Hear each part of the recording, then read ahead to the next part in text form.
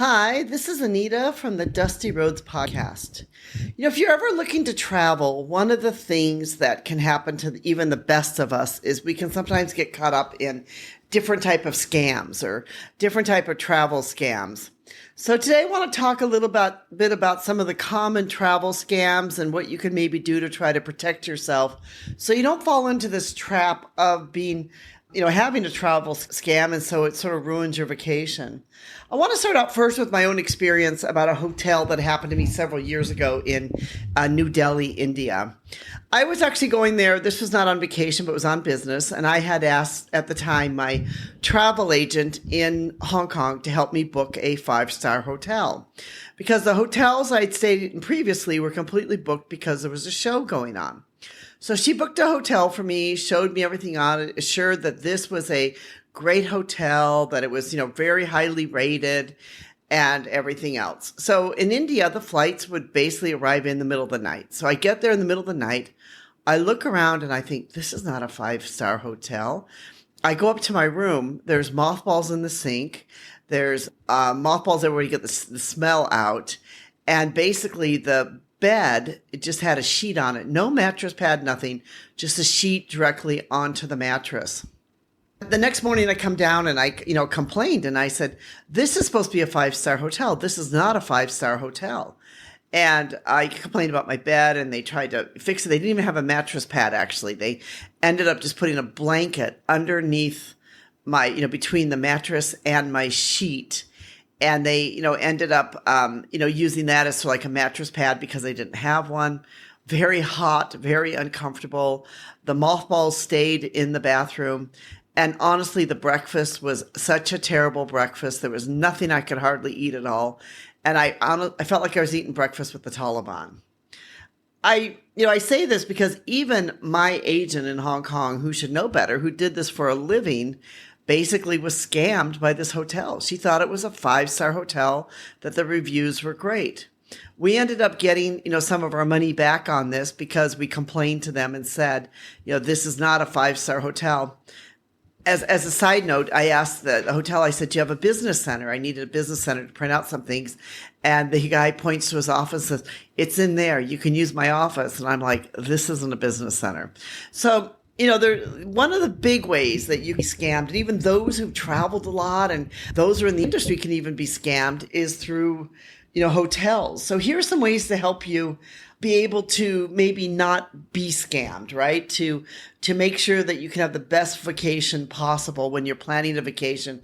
And especially when you're planning one from overseas, it can be difficult to actually plan and know exactly what you're planning. One would be to check multiple independent websites. If I had done my due diligence on that hotel, I should have checked several websites. I would have probably seen, that this is not a 5-star hotel. Nobody's rated as a 5-star hotel, and that this hotel would not be the kind of hotel I'd want to stay in. Also, too, it's very difficult for anyone who's trying to cheat you to get on every single website and to be able to put good reviews on. I remember another time I was with my staff, and this happened here in Vietnam, and we were traveling to Da Nang, and we stayed in a hotel, and this hotel again had really great reviews, and it was, a terrible hotel. The next morning we come down, and there at the computer near the front desk is the hotel owner. We could see he was putting in really good reviews and making fake reviews for his hotel. So that's something else you have to be careful about, is all these, sort of like making these fake reviews. That's why I would check several websites, because it's probably impossible for someone to do every single website and make every, single fake review. I mean, think about it. To make the fake reviews, it's getting harder and harder these days. They'd have to set up a whole bunch of, like email accounts and other things. And it's actually a lot of work to be able to do it. So, check several websites, check the reviews, read the reviews, check and see what other people are saying, and look down through the reviews, and look, see that you look down through them and you see some of the reviews, and look for, some of the reviews that might be bad reviews, and then, see as to the reason why they are, and see if you see enough of them. That might help you to be able to see. Call the property and ask questions. If you're really not sure if you're going to stay there for a while, if they're making you put money, up front, call the property and ask some questions. Find out some things. Like, if I had asked a question and said something like, well, do you have a business center? Do you have a pool? I mean, things that normal 5-star hotels would have. They'd have a gym. They'd have a business center. They'd have a pool. If you really call, if that's what you want for your hotel stay, call them and find out some things. Check independent reviews online. Do some researches online and see if there's any independent reviews. See if anyone's gotten so upset with this hotel that they have written a blog or done a podcast about it. I know a couple of times I've been so upset with some travel things. I've written a blog, or I've done a podcast. You might find that some people that this has happened to them, they might have written up about this, and see if you can find anything that's independent and why somebody's saying what they do. Use a reverse image search. This is a great one because verify the authenticity. The hotels today might be using fake photos. They might be using AI generated photos. They may not be showing at all what the hotel is. So if you're really not sure, you can try a reverse image search. Beware of unrealistic offers. If it's a deal that sounds too good, if all the other hotels are, in this area are $75 and this hotel is $20, but they're telling you it's this great hotel, it might just be too good to be true. So, really, if it sounds too good to be true, really check it out. Trust your instincts. Use a secure payment method. When booking accommodations or activities, use secure payment methods like credit cards or reputable payment services like PayPal.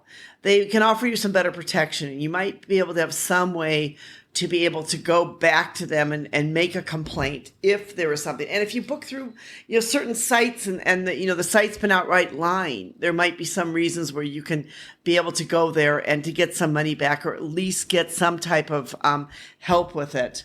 Look for verified listings. Many travel sites such as Airbnb, Booking.com, offer verified listings. Word of warning, I've had some bad experiences too on Airbnb. I once stayed at an Airbnb, and there they wrote and they showed this room as being so big and et cetera, et cetera. And when I got there, it was basically this room that was in the middle of nowhere, and the bathroom I had to share with the family and walk over all these kids' toys and to get there in this messy kitchen. And I finally said to them, I can't stay here. And I actually called Airbnb and ended up getting my money back then. So you have to even be careful too with sites like Airbnb, that a lot of times people lie and they cheat and they try to, basically sucker people in. Check the cancellation policy. Carefully review the property's cancellation policy to make sure that you can cancel, or if it isn't exactly what they said it was, that you will have the ability to cancel. Some platforms allow you to contact previous guests or to write comments on websites. If you're able to do that, you could ask a previous guest exactly what they thought. Trust reputable travel agents. If you have a travel agent that is reputable, reliable, somebody who maybe even's been there, stayed in the hotel, stayed in the place, trust that.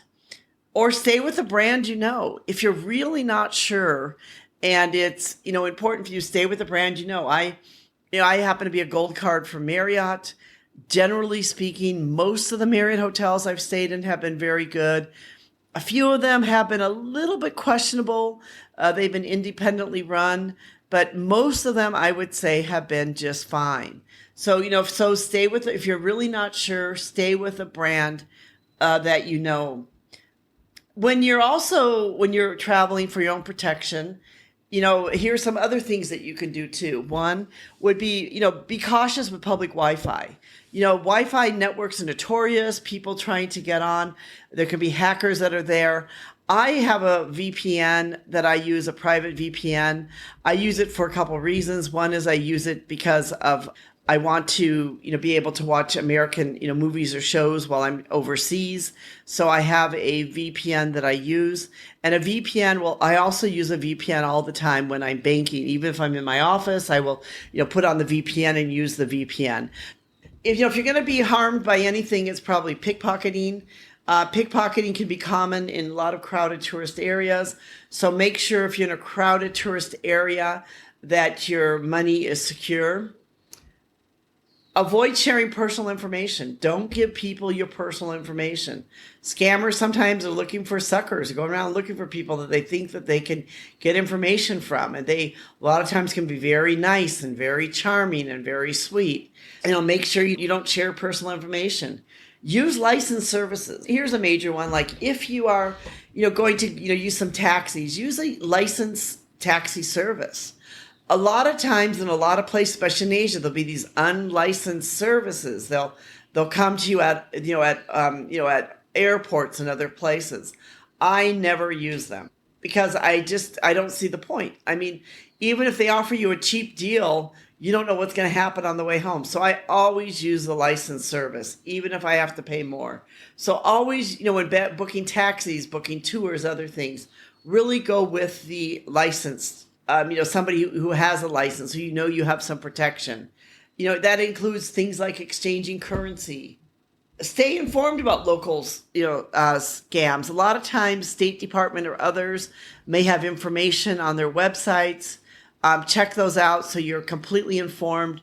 You know what's going on, and that you'll be able to understand what you need to watch out for. Keep copies of important documents. Make sure you've got copies of your passport and other things. So keep copies of those documents. Have digital copies too.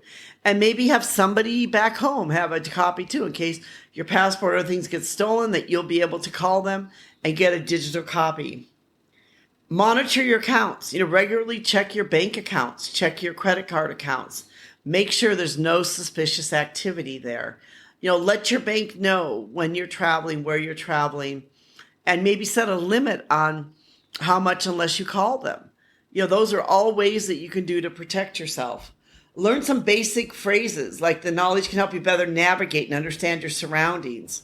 Use travel insurance. Travel insurance can protect you from some unforeseen dangers, especially make sure you have medical insurance if you're going overseas. And trust your instincts. So if you'd like to be able to read more about this, we have written a blog entitled Common Traveler Scams and How to Protect Yourself on Your Vacation. And like I said, I go in there and tell some of my own personal stories of things that happened to me. Even the best of travelers, the smartest of travelers, sometimes things happen. And if it happens, then just kind of move on with it and sort of deal with it. But don't do crazy stuff like I've heard people do. Where I heard somebody that was on a bus from Laos to Vietnam that put $2,000 cash in underneath the bus in a suitcase. I mean, don't do crazy things like that. Keep the money on you. Keep it hidden. Keep it protected. Don't do crazy things where you end up, checking money into, into bags or other things like that. I mean, that's just outright crazy. So really, look at ways to protect yourself and to ensure that you protect any money or valuables or other things that you have. And then most of all, happy travels and have a great time traveling overseas. This is Anita from the Dusty Roads podcast. We hope you've enjoyed listening to us. Hope that you've enjoyed listening to us. Subscribe, become part of our community. We'd love to have you join with us. We believe in living our lives as a global citizen. You can check out our blog, which is abusonadastyroad.com. And we'll put a link in the description for you to be able to read more about some common traveler scams to help protect yourself when you are out there on the road and traveling. Enjoy.